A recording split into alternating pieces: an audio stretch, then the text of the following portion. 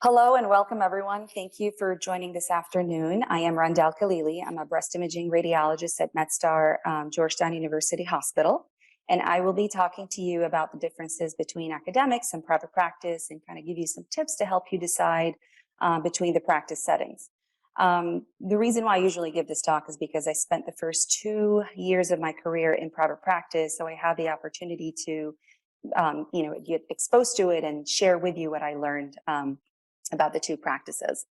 I have no disclosures, so we'll be discussing the pros and cons of academia and private practice. We'll talk about how to help you decide where you belong, and then we'll discuss a typical day in academia versus private practice, and this is going to be totally based on my personal experience. And we'll talk about some takeaway points. So about academia, the academic radiologists are considered a minority. But the reason why we all talk about it and we're more familiar with it is because most of the training programs are academic. And residents and fellows, they are more familiar with the fact that the primary drivers in academics is research and education. The practice model is changing. So traditionally, academic practices used to be based in large academic medical centers, but now more and more of the network is expanding into the community. So it's more common to see now an academic radiologist who's actually a community radiologist who is under the umbrella of, for example, a university health system. And you'll hear more about this from our speakers. What I liked about academia is that there's much more than just the clinical work. There are more opportunities to participate in research and developing new technologies. There's more chance to subspecialize in academia and do 100% of what you're trained to do. And potentially, if you choose to, you have the opportunity to become an expert or a leader in a small subset of your subspecialty. There are more mentorship and teaching opportunities. In fact, most of us chose academics because we had a role model or some mentor that we had at some point in our training that we want to continue to develop these relationships and inspire the younger generation. I would say there's more collaborative environment in academics. It's a big reading room. We discuss cases. We talk about challenging things.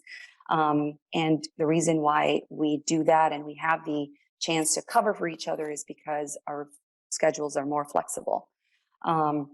We have less pressure to produce. We have somewhat manageable volume. And usually academic jobs are more stable compared to private practice. Now, the downside is obviously there's a lower compensation ceiling. And there are politics that you have to deal with in any hierarchical system. So you just have to be smart about it and handle it really well. The pressure of the tripartite mission is sometimes it's hard to balance between the three. So not all academic places can offer you an academic day, or even if they offer, they can't really guarantee it. So you end up doing most of your work after you put the kids to bed at night or in the weekends, especially if you have a supportive home environment. About private practice, so the majority of graduates in the US, they end up in private practice. So if you are a fellow looking for a private practice position, it's very safe to say that you will likely find one because there are more job options there. The energy here shifted from the research and the education and the mentorship into providing great patient care, satisfying patient care to the community. And again, we'll talk about the practice models later, but it's less likely to see now small groups, and more of these small groups are consolidating with and merging with bigger and bigger groups. What I liked about private practice is the variety. So you really keep your skills viable. So not only I did, for example, on a given day diagnostic mammo, but I also did some general ultrasound. I did some DEXAs and plain films of the same day. So you can kind of choose to do a little bit of everything instead of focusing all of your time on doing one thing.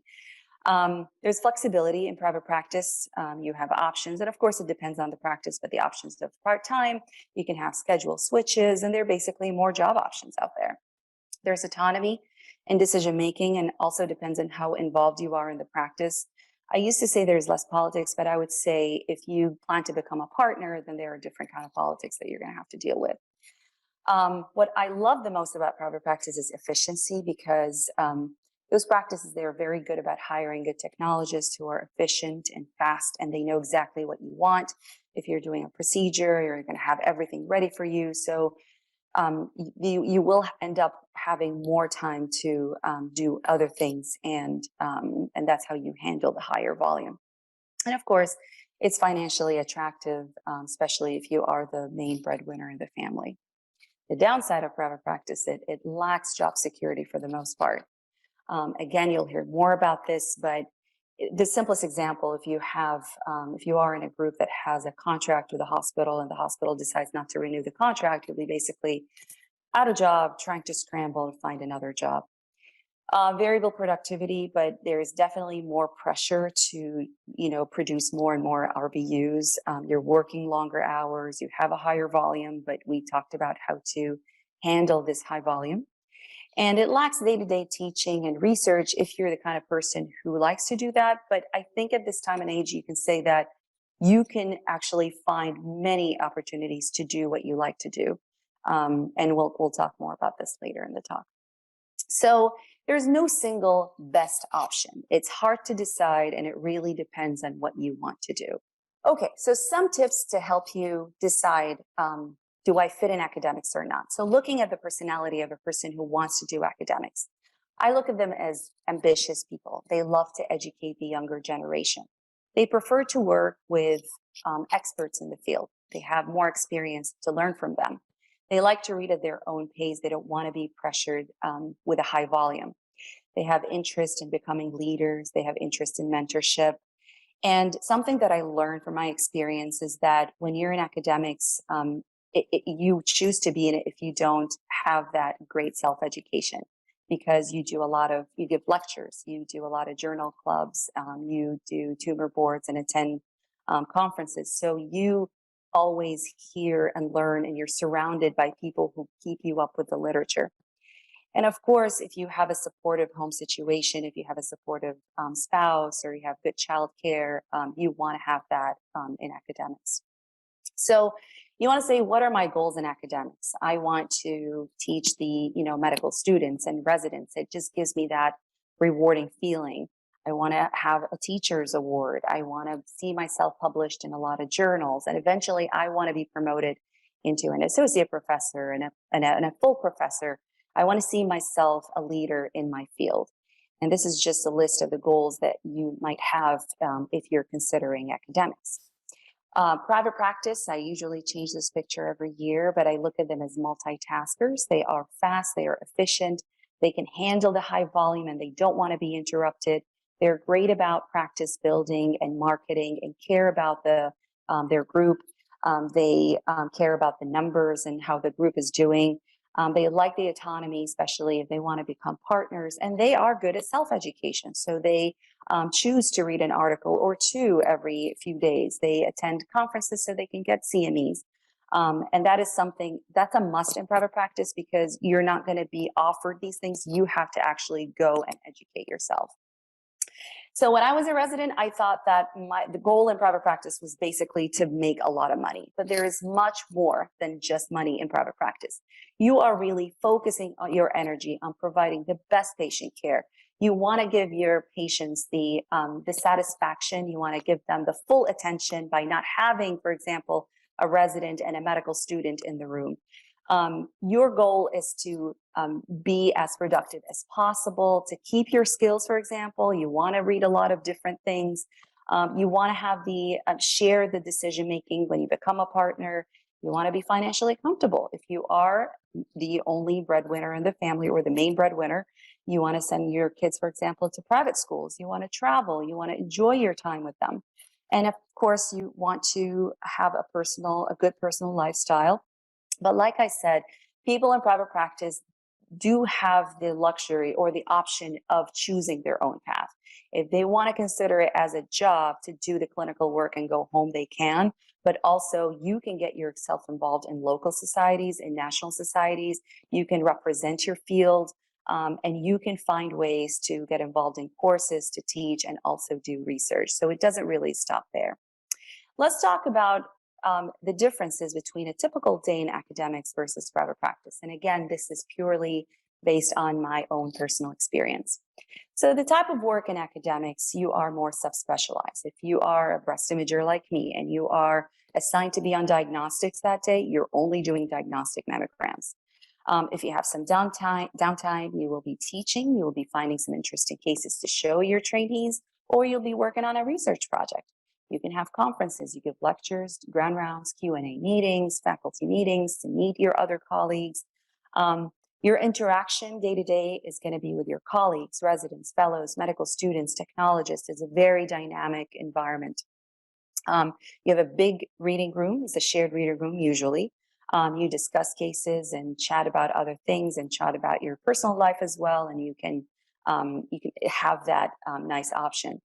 And usually I do have an academic day where I work on my lectures, I work on my research, and I also, if I have a day off, it's funny because I will still work on my lectures and my research because you just have so much to do. And then we do have calls in academics. Again, it depends, but usually the calls in academics are subspecialized. Now, a typical day in private practice, the type of work would be multiple exams. You'll be, for example, if you're a breast imager, you'll be doing 14 diagnostic mammograms. You'll have 2 or 3 biopsies. You're going to read some plain films. And then if you have some downtime, they're going to give you more studies to read.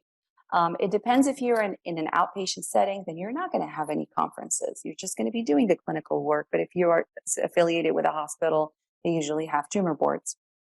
Your interaction. And this is one of the things that I did not enjoy in private practice is that my interaction was only with technologists and patients. I rarely saw my colleagues because they're either busy with their work or they're in a different site.